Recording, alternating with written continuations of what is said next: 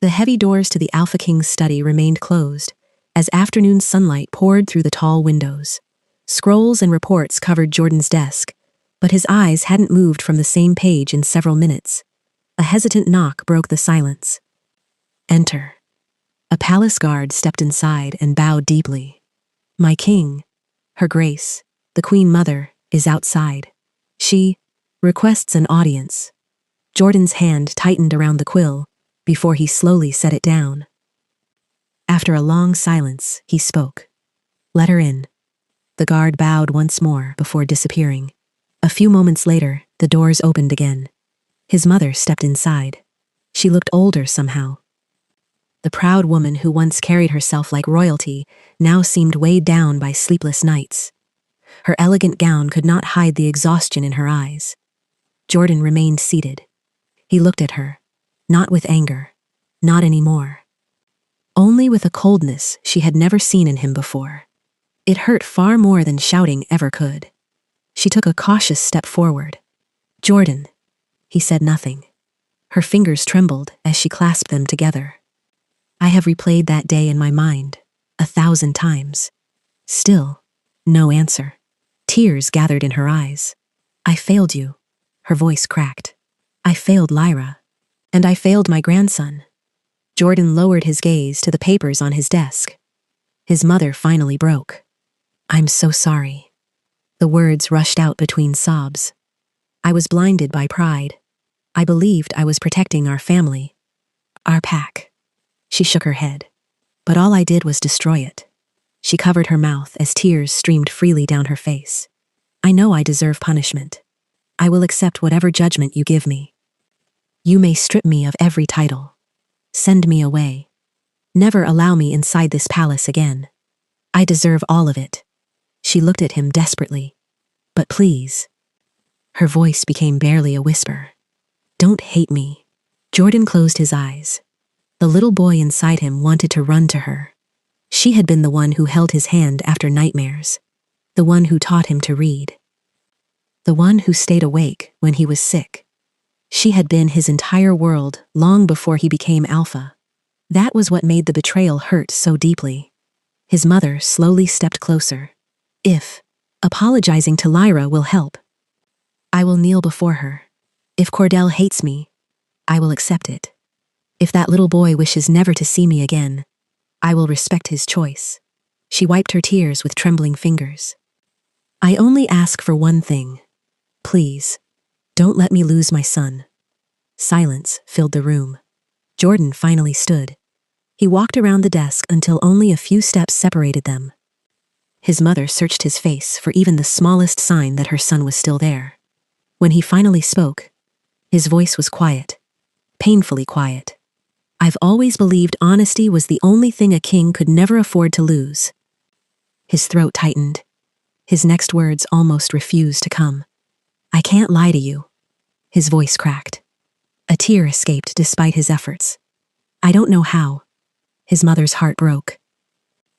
Jordan looked directly into her eyes. "I don't forgive you." The words landed like a blade. "Not today." He swallowed hard. "And perhaps not for a long while." Another tear rolled down his cheek. "But," he managed the smallest nod, "I believe one day I will." His mother began crying all over again, not because she had been forgiven, but because he had left the door open.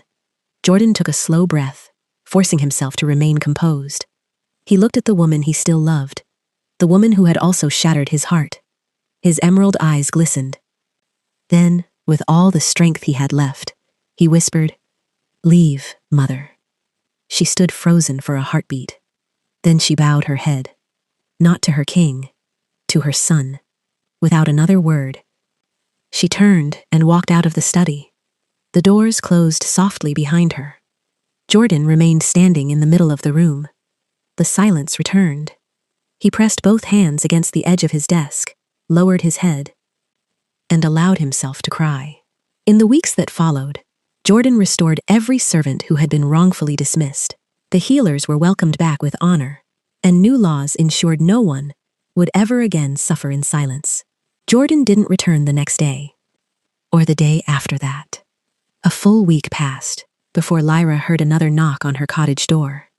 When she opened it, Jordan stood there, dressed simply in black, without guards, without royal banners, holding a small wooden horse in one hand.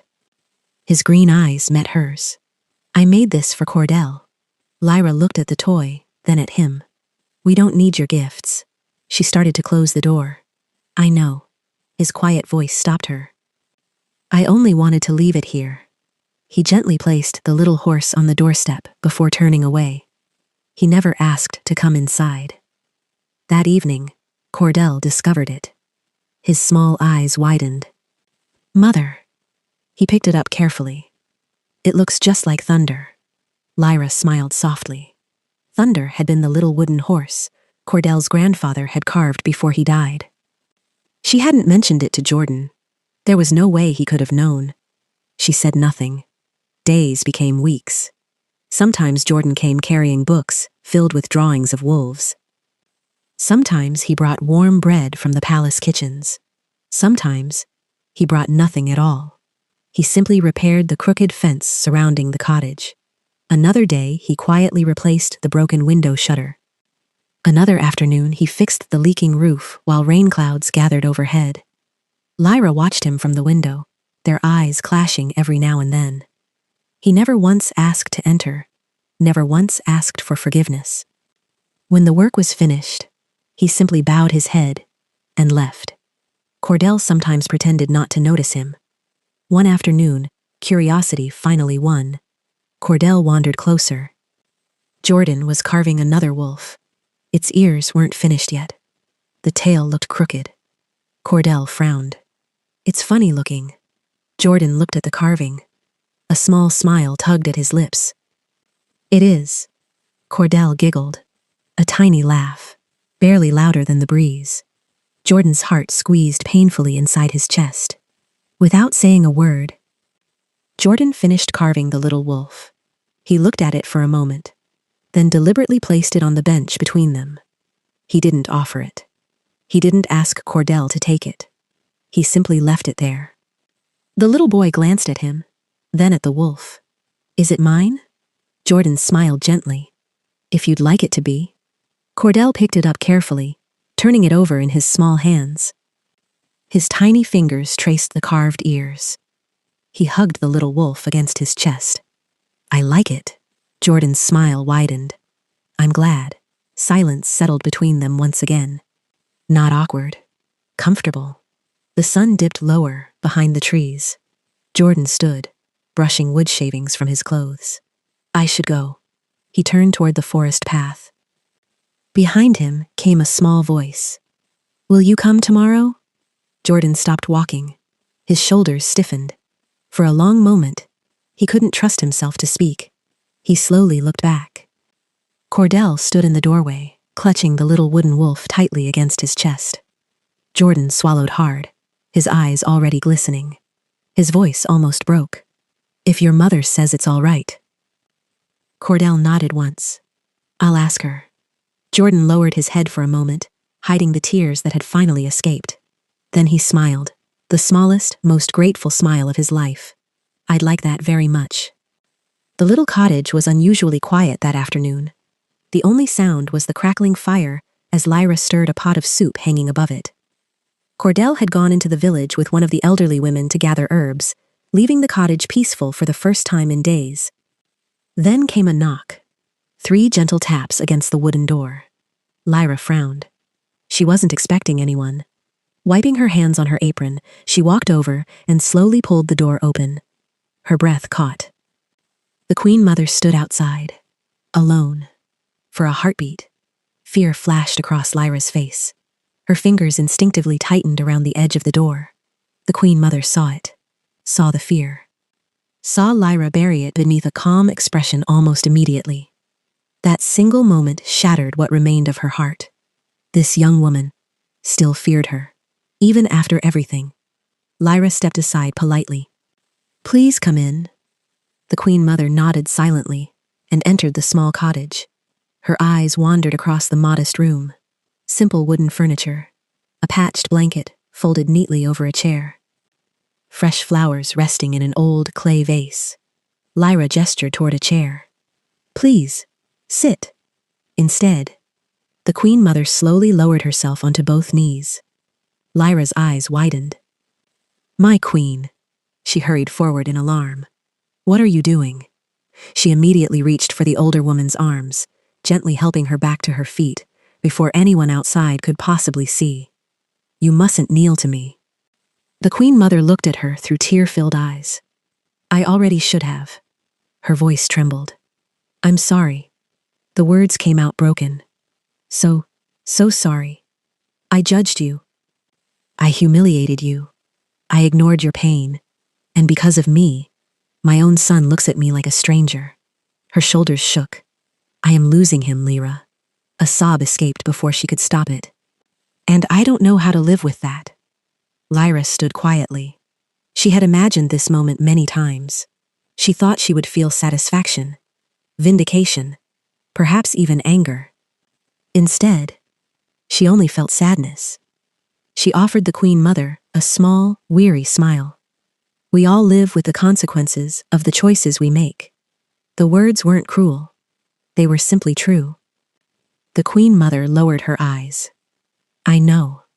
I would give anything to take those years back.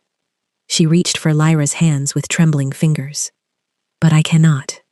So all I can do is ask you to forgive a foolish old woman. Silence settled between them. The fire crackled softly in the corner. Lyra looked at the woman before her. Not as a queen. Not as the woman who had made her life miserable. Just a mother whose mistakes had cost her almost everything.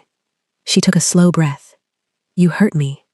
Her voice was calm, so deeply that there were nights I thought the pain would never leave. The Queen Mother's tears fell faster. Lyra gently squeezed her hands. But carrying that pain forever would only keep hurting me. A peaceful smile touched her lips. I forgive you. The older woman stared at her in disbelief. Lyra continued softly. I won't forget. There are some scars that never truly disappear. But I forgive you. The Queen Mother covered her mouth as quiet sobs escaped. Not loud, not dramatic, just the broken cries of a heart that had finally been shown mercy. She smiled through her tears. Thank you. The words were barely more than a whisper. Thank you for giving me something I did not deserve. Lyra simply nodded. The Queen Mother took one last look around the little cottage. She paused at the doorway, then turned back. I hope, her voice was gentler now, I hope one day this little cottage becomes too small for all the happiness waiting for it. Lyra smiled, a genuine one this time. So do I. The Queen Mother returned the smile. Then she quietly stepped outside. The door closed behind her. Lyra remained where she stood, staring at the wooden door for several long moments. She slowly released a breath she hadn't realized she'd been holding. Forgiveness, she realized, didn't erase the past, but it finally allowed her to stop living inside it. A month passed. The little cottage no longer felt so lonely. Every few days, Jordan would appear at the front gate, never empty-handed. Sometimes he brought books filled with stories of legendary wolves. Sometimes he arrived carrying fresh pastries from the palace kitchens. Sometimes he came with nothing but a smile. Cordell waited for those visits now. The little boy would race to the window the moment he heard footsteps outside. He's here. Lyra would pretend not to notice. Cordell. You've already asked me 3 times today. But Mother. His silver-green eyes sparkled with hope. Can we go to the palace? Lyra folded another piece of laundry, deliberately avoiding his pleading expression. You spent all day there yesterday. But Father said. He stopped himself. His cheeks turned pink. Jordan, standing awkwardly near the doorway, looked just as startled. Lyra slowly looked up. Neither of them corrected him. A smile tugged at the corners of her lips. Only for a few hours. Cordell let out a triumphant cheer before throwing his little arms around her waist. You are the best. Jordan couldn't help laughing. I believe that means I've been granted permission. Lyra rolled her eyes playfully. Don't get used to it. Never. Yet both of them knew he secretly hoped he would. The days became lighter. Jordan and Cordell were inseparable. They trained together in the palace courtyard, built wooden swords, played hide-and-seek among the palace gardens. Sometimes, Jordan would carry the sleepy 6-year-old back to the cottage after sunset because Cordell refused to wake up. The palace servants smiled every time they saw them together. It felt right. Lyra changed too. The walls around her heart slowly disappeared. Not all at once. Brick by brick. One evening, after Cordell had fallen asleep, she and Jordan remained outside the cottage until dawn. There were no secrets left. No lies. No misunderstandings. Only truth. She told him about every lonely birthday, every frightening winter, every night she had cried herself to sleep while comforting their son. Jordan listened, never interrupting, never defending himself. When she finished, he simply whispered, "I'm so sorry." Silence stretched between them. Then Lyra smiled through misty eyes. "I know." She reached over and squeezed his hand. "I forgive you." Jordan closed his eyes. A single tear escaped. "Thank you." Later that same night, he looked at her carefully. "When you're ready, you should come home." She knew exactly what he meant. The palace. He nodded. "It has always been your place." He quickly added, "But if you never wish to return, I'll understand. I'll respect whatever life you choose." Lyra looked toward the tiny cottage they had built together. Then, toward the distant palace, glowing beneath the moon. She smiled softly. "When the time is right, I'll come." Another week passed. The moon hung full and brilliant over the forest. Jordan carried a sleeping Cordell into the cottage. The little boy barely stirred as Jordan tucked him beneath his blanket, brushing a stray lock of hair from his forehead. "Good night, little wolf." Cordell smiled in his sleep. Jordan quietly closed the bedroom door. Outside, Lyra sat on the old wooden bench beneath the oak tree. She looked up at the moon. Jordan joined her without saying a word. For several peaceful minutes, neither of them spoke. The cool night breeze carried the scent of pine and wildflowers. Their wolves purred quietly beneath their skin, content, at peace. Then, Lyra felt it. She turned.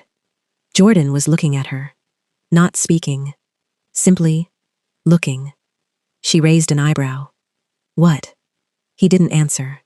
His eyes never left hers. A blush slowly crept across her cheeks. She laughed nervously. "You're being a little creepy." That finally made him smile. "I know, but I can't seem to stop looking at you." Her heart fluttered. Jordan slowly reached for her hand. He paused, giving her every chance to pull away. She didn't. His fingers gently intertwined with hers. He lifted her hand and pressed the softest kiss against her fingertips. Then another. Then the back of her hand. Lyra's breath caught. The mate bond hummed warmly between them. Jordan searched her eyes. "If this is too soon, I'll wait. As long as you need." She looked at him for a long moment. Then, without a single word, she closed the remaining distance between them. Their foreheads touched. She smiled. So polite. Jordan chuckled softly. "I've learned my lesson." Her fingers slipped gently behind his neck. "Good." She leaned forward first. Their lips met in a slow, tender kiss. There was no desperation, no urgency, only two hearts finally finding their way back to each other. Jordan began to pull away, afraid of asking for too much. Before he could, Lyra's hand rested against his cheek. She drew him back. This time, she kissed him. Longer, deeper. Their wolves stirred inside them, no longer aching with separation, but rejoicing in reunion. It wasn't the wild, overwhelming pull of instinct. It was the quiet certainty that, after everything they had lost, they had finally come home to each other. Above them, the full moon bathed the little cottage in silver light. The grand mating ceremony was unlike anything the kingdom had ever witnessed. The palace courtyard overflowed with wolves from every corner of the realm. White banners danced beneath the summer breeze. Silver flowers lined the stone aisle. The moon priest raised his hands toward the heavens as the full moon emerged from behind the clouds.